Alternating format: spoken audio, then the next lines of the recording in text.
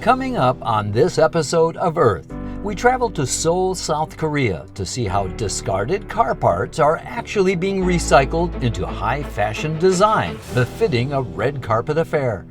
And we travel to Georgia to see how sustainable, flexible packaging is helping to mitigate climate change. In Toronto, Canada, we find out how the future of materials we use every day is being reshaped by plants instead of oil. And in Texas, we discover how millions of tons of recycled scrap metal is being transformed into steel for modern heavy equipment and machinery. Plus, we're introduced to the tiny device that serves as the brains and nerves of today's modern electronics, from electric cars to our smartphones. It's all coming up on Earth. Hi, I'm John Holden. And I'm Andrea Ocampo. Welcome to Earth.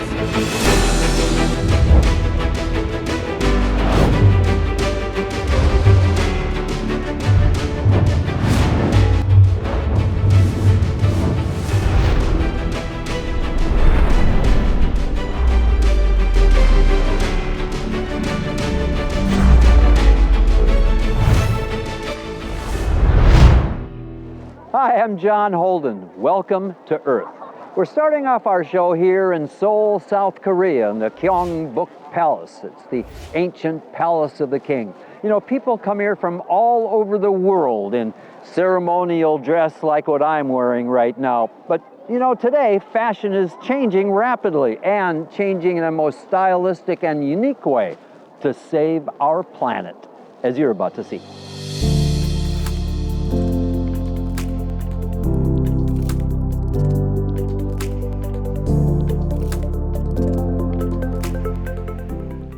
It's kind of a double whammy. The automotive industry generates 4 million tons of waste every year. Fashion is considered the world's second most polluting industry after big oil. But what if both could work together towards a solution?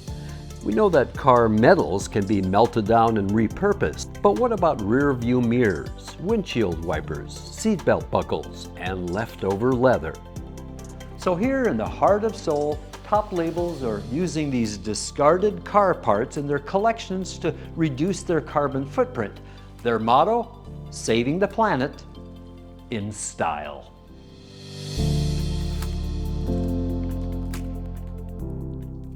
This exhibition, called Restyle, represents a collaboration between Hyundai Motor Company and global fashion designers who share the company's sustainability philosophy. Restyle is not a one-time event. It's been underway since 2019 with various designers and brands. And this year, the idea is to transform automotive waste into fine fashion. One participant is Jeremy Scott, an American high fashion designer with a reputation as pop culture's most irreverent designer. Here, Jeremy Scott's eclectic collection is made from discarded materials taken from automobiles. Windshield wipers, hubcaps, even electrical wires and components, all blended together into high fashion befitting a red carpet affair. I was really excited when Hyundai asked me to do this Restyle project.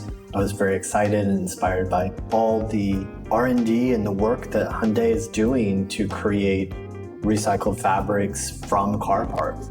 Really just instantly I was inspired, and I had this whole vision and this idea, and I could kind of see it as a whole collection and all the elements and how they would look, and immediately seemed very like dark and mysterious and kind of avant-garde, sexy, whimsical couture. The more that we can do globally to be sustainable is obviously extremely important, because the planet is our one planet that we have and we need to take care of her. And everything we can do helps to do that. Hyundai's Vice President of Brand Experience was proud to explain to me why the carmaker sees value in this splashy, eclectic method of recycling car parts. The automotive and fashion industries are often considered among the heaviest producers of industrial waste. So we wanted to present a fresh perspective that discarded waste from these industries can be transformed into valuable treasures through the work of creative designers who give them new value. As a corporate citizen, we can contribute to the society with our sustainable technology, we believe. So the goal was to create opportunities for the automotive and fashion industry to think more and do more about this sustainable topic. Restyle proves that recycling car parts can go well beyond eco-friendly to downright chic. But what about building new cars with greener materials? Diana Kloster, the head of Hyundai's color and material team, showed me how Hyundai's newest electric car in its Ioniq lineup offers the latest in sustainable, eco-friendly materials and technology.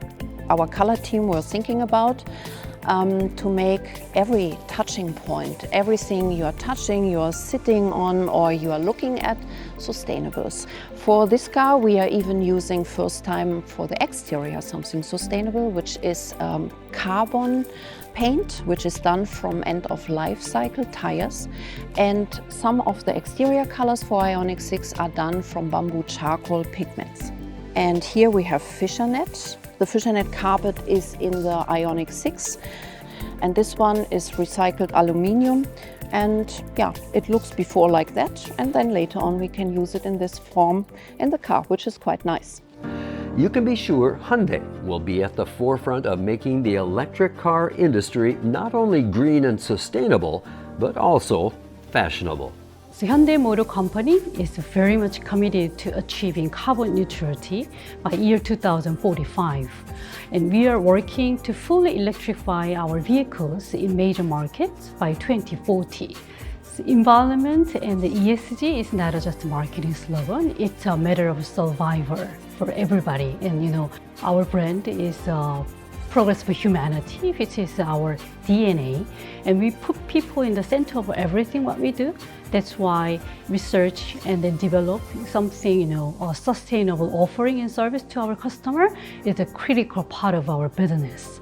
It's clear that mitigating climate change doesn't stop at just driving an EV. It's also about how the car is built and whether the car parts can be recycled.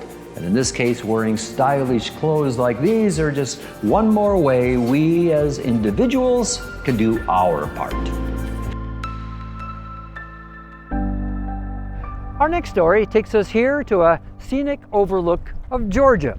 Almost anywhere you go on this good earth, whether it's a large city like you see in the distance of Atlanta, to small communities like this one, the nearby town of Villa Rica, Georgia. Everywhere you look, you're going to find this, plastic packaging. And when you think about it, plastic does pose some environmental challenges, but today, flexible packaging is having a positive influence on our environment, as you're about to see.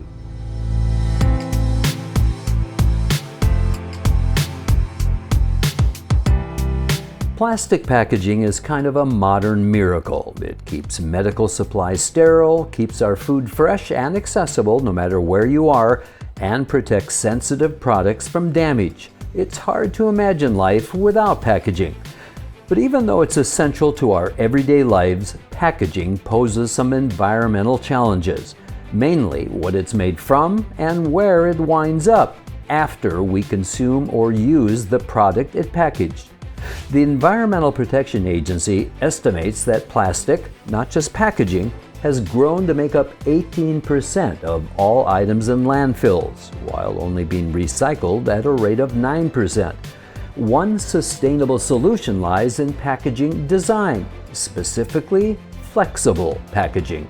That is the thing that's changed the most probably over the last 5 to 10 years, is the consumer demand for the flexible packaging industry, or all packaging, to really change their products to be more sustainable. The Flexible Packaging Association defines flexible packaging as a package or container made of flexible or easily yielding materials that, when filled or closed, can be readily changed in shape. It requires far fewer resources to manufacture than other packaging formats. While flexible packaging only makes up 1 to 2% of what goes into landfills today, Printpack wants to do its part to drive that percentage to zero. One company, Atlanta-based Printpack, is ahead of the curve in reimagining this entire industry. Sustainability is a fairly natural concept for us to get our minds around. It wasn't called sustainability 20 or 30 or 40 or 50 years ago, but that's kind of what we're very much about. Treating people the right way, doing the right thing, and about making lives better. Nobody wants plastics or cardboard or metal or glass or any kind of waste in the environment. I think it's kind of a two-pronged approach. Can we develop better materials, more sustainable materials, that are more easily recaptured, reused, recycled, reconstituted? At the same time, can we work with the broader issue of recycling?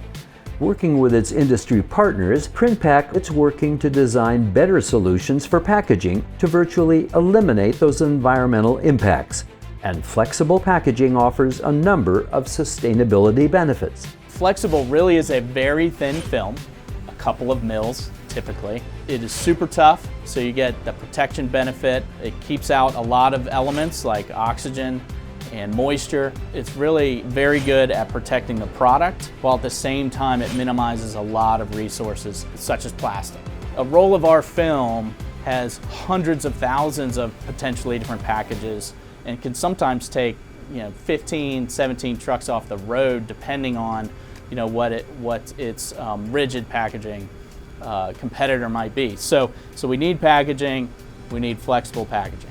But none of these solutions would be possible without Printpack's constant research and development underway in sustainable packaging. And this is where a lot of it starts, right here in these labs, where we're trying to understand the characteristics of the materials we're using, and then once we understand those characteristics, helping develop new packaging for the future. So ultimately we're trying to evolve from today and continue to make products that are more recyclable, potentially compostable, and or biodegradable. And those are really the three tenets of our sustainability strategy.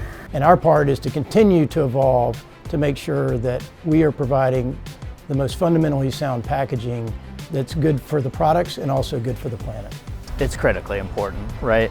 If we've determined that as society, we're not going to homestead, we're going to need packaging, we think flexible packaging is the packaging of the future, we have to redesign it to be more sustainable.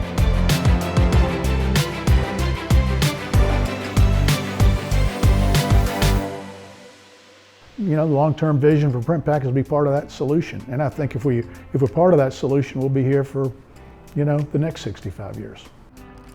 Now, as you can see, a lot of things being done today are creating a more sustainable future, including plastic packaging.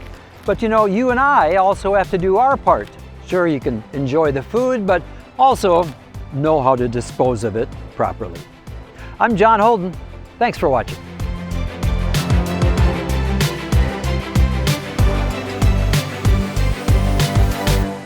Next up, Andrea Ocampo is in Toronto, Canada.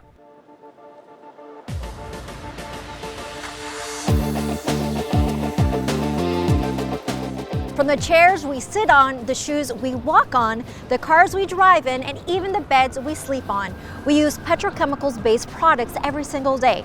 Now that's a big problem for our planet because the manufacturing process creates greenhouse gas emissions, waste, and pollution, as they often end up incinerated or in landfills with toxicity that impacts the environment.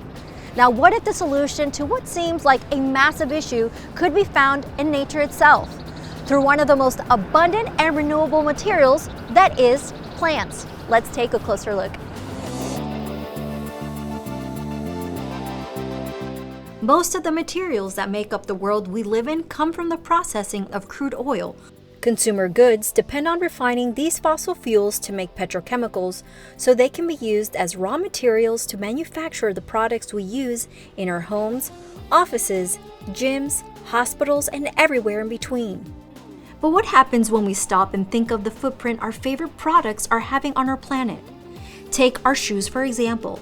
Over 24 billion pairs of shoes were produced last year. Enter Evoco, a global innovation company founded to close the loop on unsustainable goods for good. By harnessing nature's power and using the carbon naturally stored in plants and not what's stored in petroleum, Evoco manages to ditch artificial, harmful petrochemicals, which are standard in the industry today. Plants are abundant and naturally occurring. For example, there is more plant matter made in a day than petrochemistry or oil-based chemistry made in an entire year.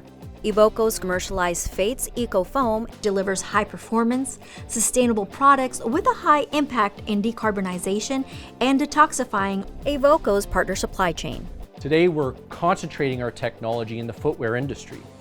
That means primarily made insoles and midsole based products to be incorporated in the most carbon emitting portion of a shoe, which is the bottom part of the shoe.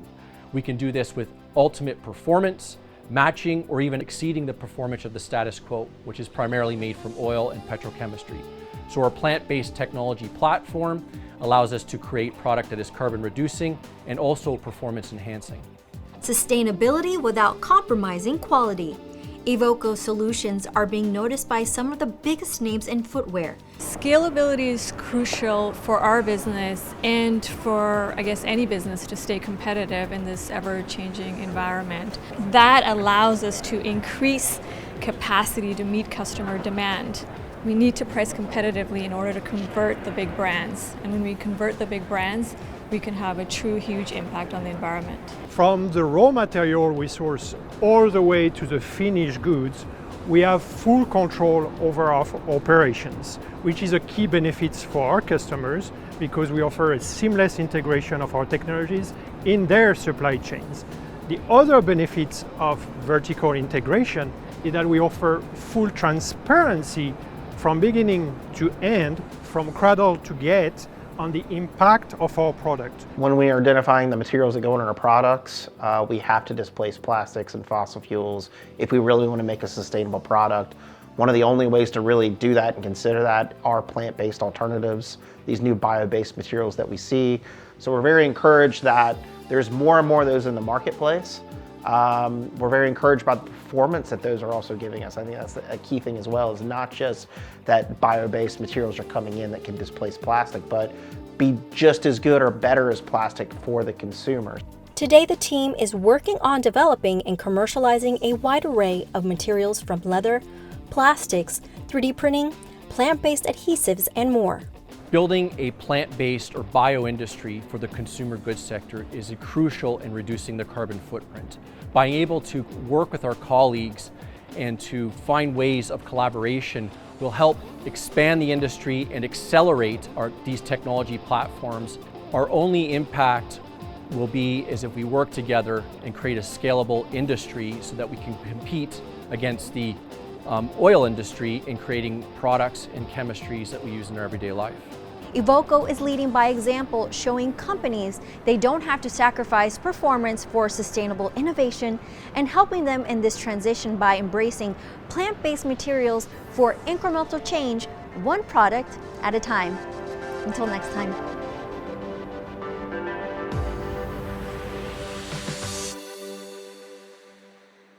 You know, a walk in the woods is a great way to unwind from the pressures of urban living and get a deep breath of fresh air. But you know, this green forest is located right next to something else just as green that you wouldn't believe. A steel mill right here in Midlothian, Texas, right outside of Dallas. So we all know steel making requires lots of energy, but the green steel making methods underway here are helping to mitigate climate change, as you're about to see.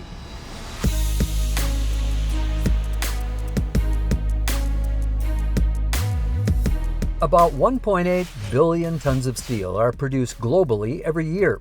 That's enough to build an Eiffel Tower every 3 minutes. The good news, steel is completely reusable, and increased recycling is a major goal of the American Institute of Steel Construction. It represents about 1,000 companies which produce and use steel in America's buildings, airports, and infrastructure projects. The AISC supports greener steel by providing research for new production technologies and encouraging the use of sustainably produced products. In the United States, our producers moved long ago, 30 years ago typically, to production practices that have reduced carbon and water usage. Carbon emissions at steel facilities are down 36% relative to 30 years ago, which is huge from a sustainability standpoint. Also, water usage is down 95% reduction in water usage because they used a closed loop collection system. That commitment to steel sustainability is shared by one of AISC's global members called Gerdau, with its massive steel operations here in Midlothian, Texas. Here, its structural steel mill is busy producing all kinds of products using the latest green technology. Gerdau is one of the global leaders in steel production. We have industrial operations in 10 countries. We employ more than 30,000 people. We are Brazil's largest steel producer, one of the leading producers of long steel in North America, and of specialty steel in the world. Gerdau's two North American business divisions have a combined finished steel production capacity of about 7.5 million tons. In business for more than 120 years, Gerdau started as a family-run nail factory in a small Brazilian city, and over the decades has grown into a global steel production giant. This mill produces structural and special bulk quality steel used in non-residential buildings, staircases, heavy-duty equipment, machinery, and decking. At our other North American mills, we also produce merchant bars, rebar, and steel piling products. Each year, we transform 12 million tons of scrap in a variety of new steel products, promoting sustainable development around the world. By using scrap, Gerdau reduces the demand for natural resources and energy consumption, and it minimizes the emission of greenhouse gas. The recycled content for Gerdau North American-made steel exceeds 98%. Gerdau will take just about anything that's a steel product and we'll bring it in for recycling. You name it, truck trailers, refrigerators, washers, dryers, anything around the home, a grill, automobiles. Around us is the rail car dismantling yard. Within this yard, we take rail cars that are at end of life. We bring them in and we separate the rail car from the wheels and we cut up the rail cars, we melt them. And then the rail car wheels, if they're reusable, they'll be resold and used on trains. Even the wheels of a train? Absolutely. We can melt or reuse everything as part of a rail car. Traditional steelmaking emits lots of CO2, a greenhouse gas that contributes to global warming. It's estimated that over 1.8 tons of CO2 is emitted for every ton of steel produced using older technology. Gerdau's carbon emissions per ton of steel are less than half the steel industry's global average. Its North American emissions are even lower, where electric arc furnace technology is used 100%. Gerdau is taking the biggest step of it all. We are investing in sustainable businesses. Just in 2020, we started a new division called Gerdau Next that actively invests and buys companies that have a sustainable and ESG background.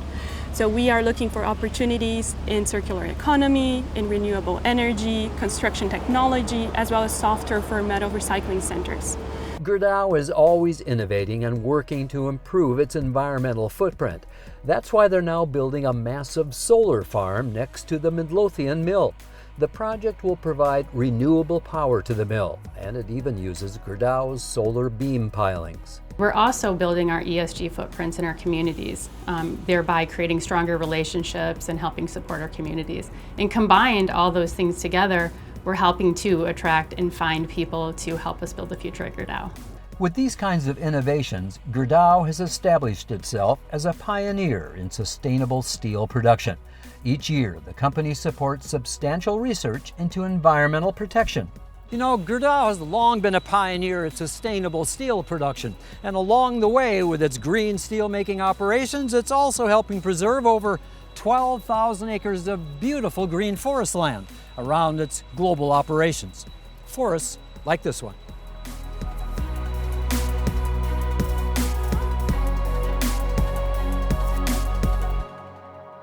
Our next story takes place here in Austin, Texas, in the famous Pennybacker Bridge overlooking the city. We're back in the summer of 2021. A famous event happened here when a Volkswagen SUV electric vehicle broke a world record. It was a 36,000-mile, 48-state trip across the United States, the longest trip ever taken by an electric vehicle in a single country. And it was due in large part to the tiny little devices you see on this disc here, the semiconductor. We know electric vehicles need batteries for power, but they also wouldn't be possible without thousands of tiny semiconductor chips. They control everything from emission systems to driver assist systems. An average EV uses about 3,000 of these chips, double what's found in an average non-electric car. In fact, our world is being transformed every day by technologies that require semiconductors like this. From the Weberville solar project outside Austin that provides alternative renewable energy for the city of Austin, or even this smartphone. Thanks to semiconductors, this device contains more computing power than NASA had in 1969 when it landed the first man on the moon. But besides being amazing technology, these tiny chips play a critical role in controlling global warming. Semiconductors are the brains and nerves of modern electronics. They're used in all kinds of applications: artificial intelligence, communication systems, electric vehicles, manufacturing, medical devices, energy production, and many more. It's super critical in this environment for energy efficiency to actually efficiently use and store energy, and that's including the semiconductor technology that's critical in everything that we see, whether it's solar or wind. We also work very closely with semiconductor companies to develop their decarbonization strategy. Our common goal is to halve the carbon emissions by 2030 and reach net zero by 2050. Here in Silicon Valley in Northern California, one of the world's most powerful centers for technology and innovation, integrated circuits, microprocessors, and microcomputers were developed, along with the semiconductor. Infineon Technologies, headquartered in Germany with a large facility in San Jose, supports climate protection by reducing carbon emissions within its own operations and by creating semiconductors and other technologies that support renewable energy, including the electric car.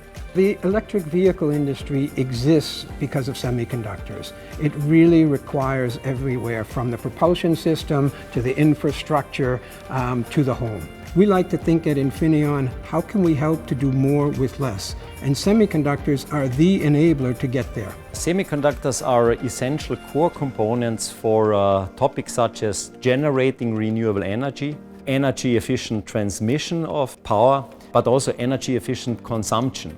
Altogether, semiconductors are essential to enable CO2 emission to be reduced. We are using the most modern process technologies in manufacturing that allow very energy efficient use of resources. So all in all, we are net positive. As the world's need to generate, transmit, and store energy grow, so does the demand for sustainable, intelligent solutions, including alternative energy sources like wind and solar. The world produced 37 gigatons of carbon dioxide, the pollutant gas, if you will. And that was contributed by 9% of electricity generation, 25% of industry, 21% of transportation, and 8% from buildings. Infineon is addressing all 4 of those sections that are contributing to carbon dioxide generation by offering good quality semiconductors. And that's how broad the scope is of turning this earth green.